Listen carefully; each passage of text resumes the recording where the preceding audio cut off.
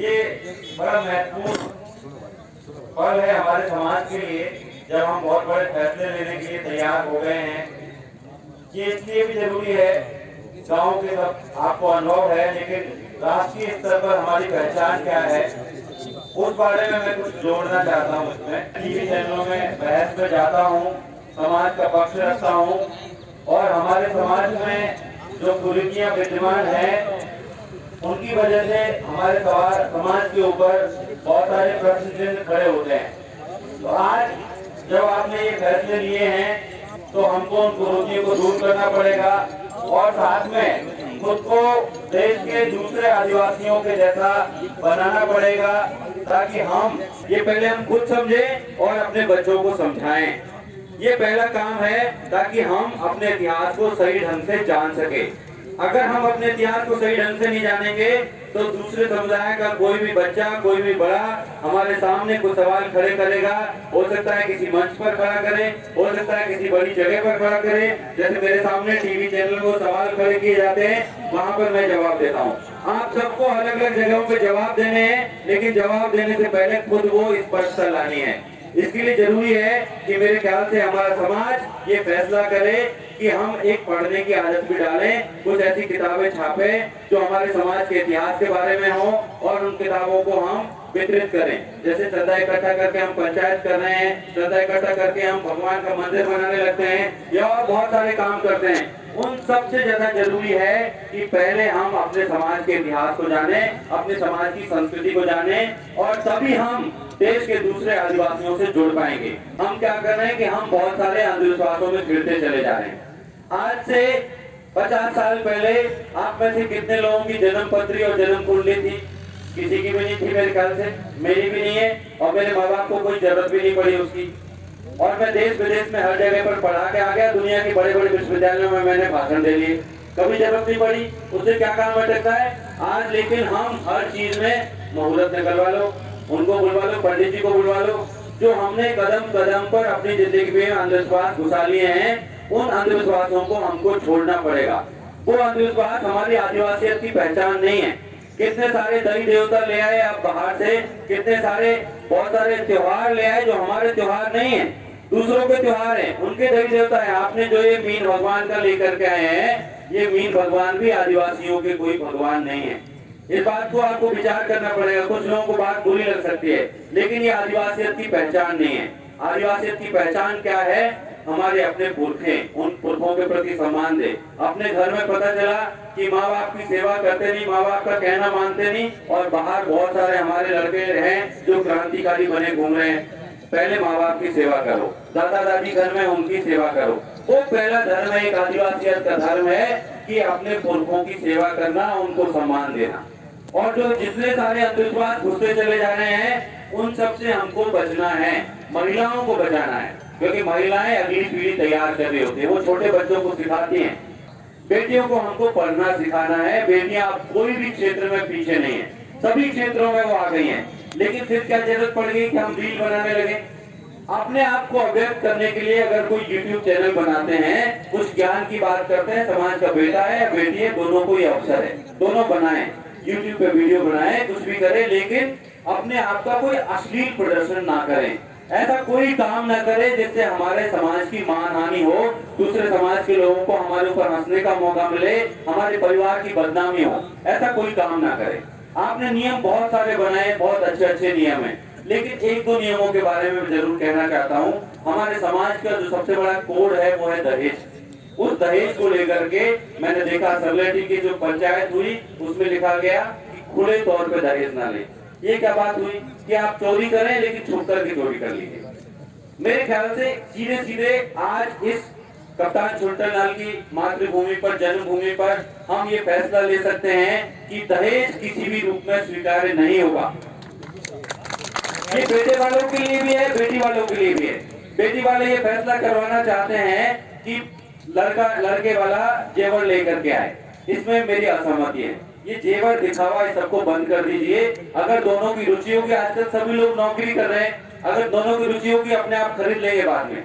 आप कोई थोड़ा ऐसा संकेत रूप में कुछ उनको मान लीजिए उपहार, छोटा मोटा, बहुत छोटा, वो देना चाहे, लड़का वाला लड़की वाला दोनों एक दूसरे को जो देना चाहे, लेकिन किसी की बाध्यता ना हो। आप ये नियम बना देंगे लड़का वाला जेवर लेके आएगा तो कल उनके ऊपर प्रेशर पड़ने लग जाएगा और फाइनली वो कहां से निकालेंगे उसको, जो आपने गुप्त रूप में दहेज के लिए एक जगह छोड़ दी है, वो कहेंगे ठीक है हम जेवर लेंगे 10 लाख का, आपसे ले लेंगे 50 लाख, क्या फायदा हुआ उसका। इसको पूरा बंद कीजिए, कोई लेन देन नहीं, किसी भी तरह का लेन देन पूरा बंद कर दीजिए। तभी जाकर के अगर आप सच में कुछ देना चाहते हैं अपने बच्चों को, तो क्या देना है, अपनी बच्चियों को पढ़ाइए। दहेज की जरूरत क्यों पड़ती है कि लड़का देखते हैं नौकरी वाला और लड़की की नौकरी नहीं है, या लड़का देखते हैं बड़ी नौकरी वाला लड़की की छोटी नौकरी है, यहाँ पे दहेज के लिए गैप बन जाता है। बराबर वाले परिवार में शादी कीजिए। मैंने बहुत सारे आजकल ऐसे परिवार देखे हैं जहाँ पे शादियां टूट रही है। अगर शादी को लेके बात करें, क्योंकि ज्यादातर किसानों के बच्चे हैं, किसानों के परिवार के संस्कार उनके साथ हैं, और उनको पकड़ कौन लेते हैं, नौकरी वाले। नौकरी वाले अपनी बेटियों के लिए पकड़ लेते हैं, तो नौकरी वाले के परिवार के संस्कार अलग है और जो किसान के परिवार के संस्कार अलग है। अपने जैसा परिवार ढूंढिए और कोई लेन देन के चक्कर मत रहिए। दोनों अपने आप जितना चाहे उतना दुनिया भर को जीत सकते हैं, दुनिया भर की चीजें खरीद सकते हैं, आपको कुछ देने की जरूरत नहीं है। उनको आशीर्वाद दीजिए, उनको पढ़ाइए लिखाइए, और अगर आपको ऐसा लगता है कि आपकी बेटी की जिंदगी में कोई परेशानी आ गई, कई बार ऐसा होता है कि संबंध बन नहीं पाते ठीक से और समस्याएं शुरू हो जाती है, तो तब बेटी के साथ खड़े होने की आवश्यकता है। कैसे खड़े होंगे बेटी के साथ में, कि देखिए राजस्थान सरकार ने तो नियम बना दिया, केंद्र सरकार ने भी नियम बना दिया कि बेटी का भी अधिकार है, लेकिन हम क्या करते हैं, बहनों से साइन करवा लेते हैं कि नहीं तुम्हारा कोई अधिकार नहीं है इसमें, संपत्ति में, पैतृक संपत्ति में। अगर बेटी कोई मुश्किल में है तो उस वक्त उसके साथ में खड़े हुए, आपके जीवित रहते हुए मुश्किल में है तो बेटी को उसकी संपत्ति का अधिकार दीजिए। क्योंकि सबसे ज्यादा महिलाओं को दिक्कत क्या होती है, सबसे ज्यादा दिक्कत ये होती है कि उसको छोड़ के कैसे जाएं। वो रोजाना पीता है, दारू पीता है, लेकिन छोड़ के कैसे जाएं, अलग कैसे रहें। बच्चों को लेकर अलग भी रह सकते हैं क्योंकि कोई आर्थिक आधार नहीं है, खाएंगे कहां से। तो आप उसके साथ में एक संबल की तरह खड़े हुए, जो आप दहेज के रूप में मदद करना चाहते हैं दिखावे के लिए, या आप कोई लेन देन के रूप में, वो कोई काम का नहीं है। और सबसे ज्यादा जरूरी तो है, तो बेटी को इतना सक्षम बनाइए, इतना पढ़ाइए कि वो दामाद से कहीं पीछे ही ना रहे, वो अपने फैसले जिंदगी के खुद ले सके और तो कभी कोई आर्थिक मसला आए ही नहीं उसकी जिंदगी में।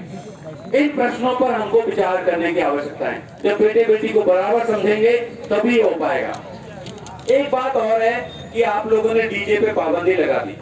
डीजे पे पाबंदी लगाना ठीक है, लेकिन आदिवासी समाज की विशेषता, दुनिया के किसी भी आदिवासी समाज में चले जाइए, ऑस्ट्रेलिया से लेके अफ्रीका तक, कहीं भारत के हर आदिवासी समाज में चले जाइए, वहां पर नाच गान पे कहीं भी प्रतिबंध नहीं है। और नाच गान मतलब स्त्री पुरुष साथ में भी नाच सकते हैं, लेकिन उसमें हमको मर्यादा ध्यान में रखनी पड़ेगी। तो गाने को ऐसा लगता है डीजे पे पाबंदी लगा दी जैसे गाने पे पूरी पाबंदी लगा दी। ये एक अच्छा मौका है कि डीजे को बंद करके हम अपने पुराने गीतों को, जो हमारे पुरखों से हमने सीखे हैं, उन पुराने गीतों पर। मैंने पहाड़ों में बहुत सारी शादियां अटेंड की, झारखंड में बहुत शादियां अटेंड की, छत्तीसगढ़ में शादियां अटेंड की, देखा हूं कि वो कोई भी डीजे नहीं चलाते, या ये बॉलीवुड के या ये जिस तरह के पॉप सॉन्ग है ये कोई नहीं चलाते।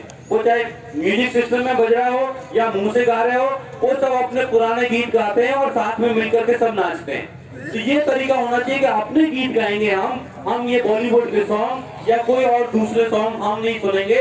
ये डीजे बड़े बड़े नहीं चाहिए, हम मिलकर के गाएंगे, मिलकर के नाचेंगे और खुशी मनाएंगे।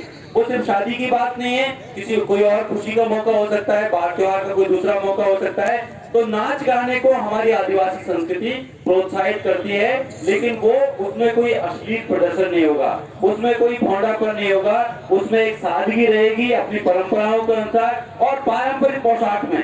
आज देखिए एक हमारी बहन है जो वहाँ पे यूरोप में है, आप सब जानते होंगे, धौली मीना, वो वहाँ पर लहंगा लुगड़ी में हमेशा घूमती है। हमारी तो यहाँ पे दिल्ली पहुंच गई, जयपुर पहुंच गई, शर्म आने लग जाती है लहंगा लुगड़ी पहनने में। वो वहाँ पे यूरोप में पहुंच करके लहंगा लुगड़ी में घूम रही है, आप सब लोग धोती कुर्ता पहन करके आए हैं। ऐसे हमारी पारंपरिक पोशाक के साथ हम जाएंगे, इसी से हमारी आदिवासियत बची रहेगी। ये परंपराओं को, क्योंकि कल जब अब हाई कोर्ट में जब ये सवाल चल रहा है, सुप्रीम कोर्ट में ये सवाल चल रहा है, टीवी चैनलों में सवाल चल रहा है कि मीना कौन है, तो हमको अपनी पहचान के साथ में अपनी आदिवासी पहचान को बचा के रखना पड़ेगा, अपनी संस्कृति को बचा के रखना पड़ेगा, तभी हमारे अधिकार बच पाएंगे और हमको एकजुट होना पड़ेगा। ये बात भाई ने गलत तरीके से कही, लेकिन कही सही, कि हमको सिर्फ गरीबों के ऊपर सारे नियम लागू नहीं करने। जो ताकतवर है, किसी पद पर है, नेता हैं, अधिकारी हैं, उनको भी, क्योंकि अल्टीमेटली वो भी समाज में लौट करके आते हैं। शादी होती है वो भी समाज में करते हैं, और जब टिकट के लिए कोशिश कर रहे होते हैं तभी इन्हीं सीटों पर वो कोशिश कर रहे होते हैं। तो उनको हमारी जरूरत है और उनको हम झुका सकते हैं, क्योंकि हम जनता जनार्दन हैं। इसलिए आप उनको ये बातें मनवाने के लिए बात ही करिए। बहुत अच्छी बात है, आपने ये बर्थडे मनाना बंद कर दिया, लेकिन वो बर्थडे पर फोटो डाल रहे हैं अपने बच्चों के केक काटते हुए, तो उनको भी हमको पाबंद करने की जरूरत है। लेकिन वो शालीनता से होगा, आपस में कोई वैमनस्य पैदा करके नहीं होगा। गरीब के लिए, अमीर के लिए, सबके लिए एक ही नियम होंगे, और उन नियमों पर हम और देख सकते हैं कि आदिवासियत के हिसाब से क्या क्या जोड़ सकते हैं। उसके लिए आज सब हम लोग इकट्ठे हुए हैं। दूसरे आदिवासी समाजों में क्या क्या परंपराएं हैं, उन परंपराओं में से कौन सी परंपराएं हम अपने लिए ले सकते हैं, इन सब बातों पर विचार करके निश्चित तौर पे आज की ये महापंचायत कुछ अच्छे फैसले लेगी और हम अपने समाज को आगे ले जा पाएंगे। आपने मुझे बोलने का अवसर दिया, बहुत बहुत धन्यवाद।